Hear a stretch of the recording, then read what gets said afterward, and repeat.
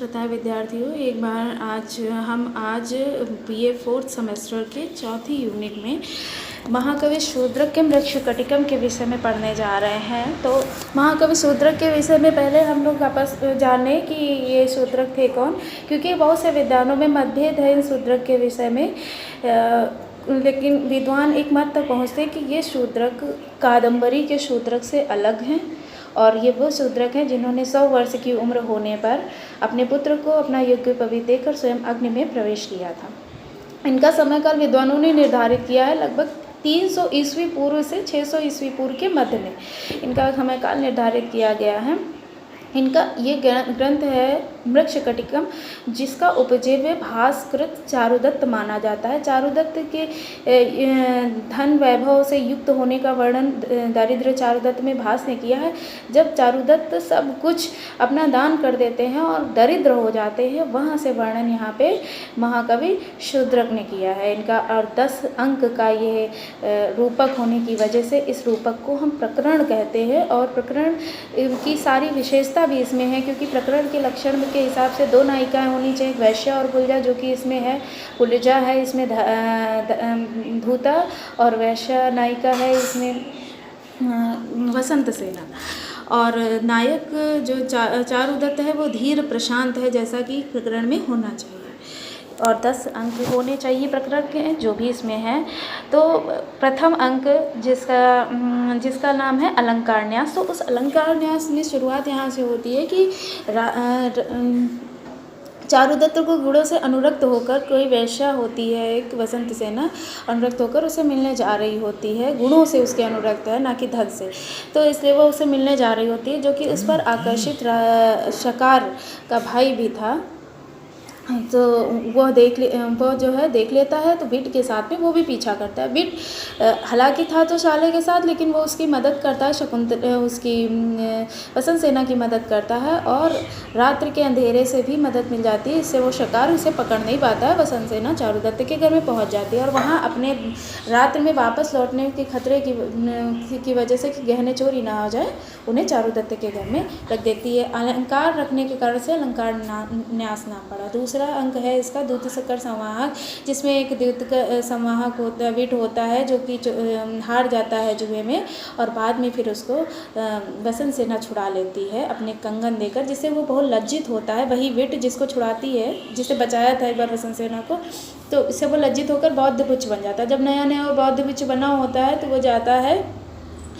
जा ही रहा होता है कि एक हाथी वसंत सेना का उसे उठा के पटकने लगता है, जिससे एक वसंत सेना का नौकर उसकी रक्षा करता है उसे। यह देखकर चारुदत्त बहुत प्रसन्न होते हैं और उसे अपना उत्तरीय देते हैं दान में।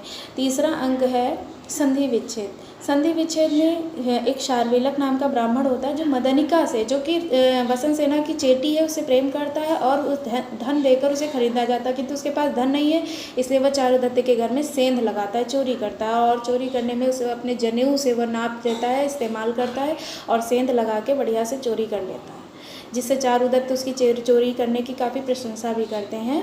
चौथे अंक में यह है कि वो धन लेकर वसंत सेना के यहाँ जाता है। वसंत सेना पहचान लेती है कि ये धन मेरा है, फिर भी वो उदार हृदया वसंत सेना मदनिका को शार्विलक के साथ में जाने देती हैं। चौथे अंक का नाम है मदनिका शार्विलक। 5वें अंक का नाम है दुर्दिन, क्योंकि वहाँ पर चारुदत्त ये परेशान होता है कि मैंने वसंत सेना का धन चोरी हो गया, मैं क्या जवाब दूंगा, क्योंकि लोग हमारी दरिद्रता के कारण हम ही पर आक्षेप करेंगे। यही वसंत सेना भी सोचती हैं कि कहीं चारुदत्त अपने को ना कुछ कह रहे हो, इसलिए वो जाती होती हैं। रास्ते में दुर्दिन इसलिए कहा गया क्योंकि घोर अंधकार होता है, पानी बरस रहा होता है, बिजली चमक रही होती है, ऐसे भी ही वसंत सेना जाती हैं।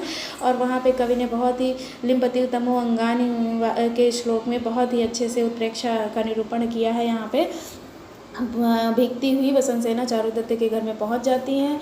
फिर वहां से छठे अंक में प्रहरण विपर्य है, जिसके नाम से ही इस ग्रंथ का नाम पड़ा है मृच्छकटिकम, मृत शकटिकम। अगर हम इसका संधि विच्छेद करते हैं तो होता है मृत शकटिकम, मतलब मिट्टी, मृत मीन्स होता है मिट्टी, शकटिका मीन्स गाड़ी, मिट्टी की गाड़ी। तो यहाँ पे होता ये है कि पहले रोसेन, जो कि चारुदत्त का पुत्र है, वो सोने की गाड़ी अपने पड़ोसी के बच्चे की देख के वो भी मांगते की जिद करता है। जब वो नहीं मिल पाती तो मिट्टी की गाड़ी दी जाती है, जिससे वो खेलता नहीं है, नाराज़ हो जाता है। इस बात पर वसंत सेना अपने गहने उसे उतार के दे देती कि इससे सोने की गाड़ी बनवा लेना। चारुदत्त उपवन में गया है, वहाँ वसंत सेना को बुलाता है मिलने, वहाँ वसंत सेना के लिए गाड़ी आती चारुदत्त को लिवाने, और शकार की गाड़ी जाती है आर्यक को लेने। ये आर्यक वो है जो कि भविष्यवाणी हुई है कि आर्यक ही महाराजा पालक को मारकर सिंहासन पर आरूढ़ होगा, इसलिए शकार उसे पकड़वा भेजता है, जिसलिए गाड़ी में बदल जाता है। वसंत सेना शकार की गाड़ी में बैठ जाती है और आर्यक चारुदत्त की गाड़ी में बैठ जाता है। आर्यक वहाँ पहुँच जाता है।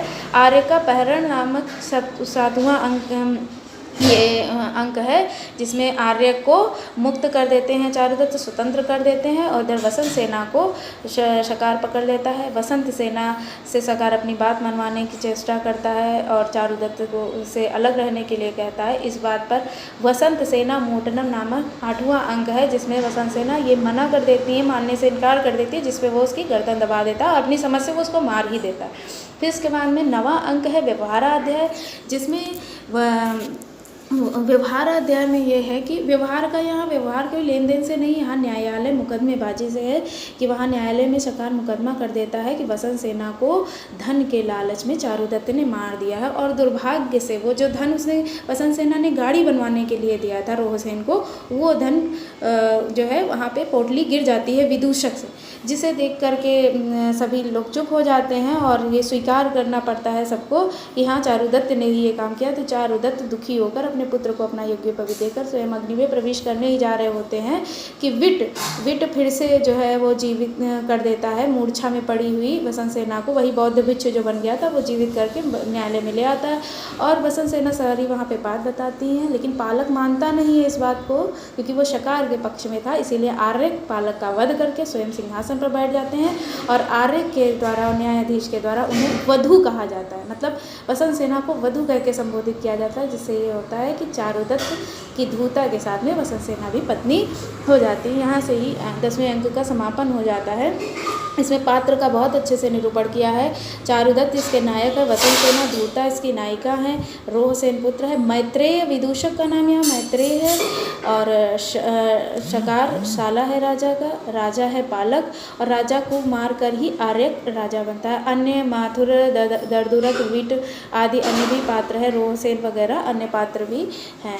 यहाँ पे इस ग्रंथ में, इस नाटक प्रकरण में श्रृंगार रस वीर रस है, बाकी सब रस उसके अंगी रस के रूप में आते हैं।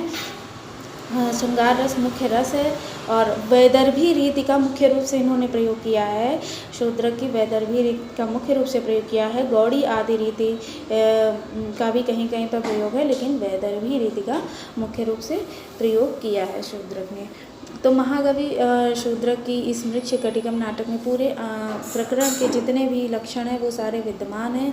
इस हिसाब से इसको प्रकरण की कोटि में रखा जाता है और ये उत्कृष्ट काव्य ग्रंथ है। संस्कृत में ये विद्वानों द्वारा उत्कृष्ट काव्य ग्रंथ माना गया है महाकवि शूद्रक का।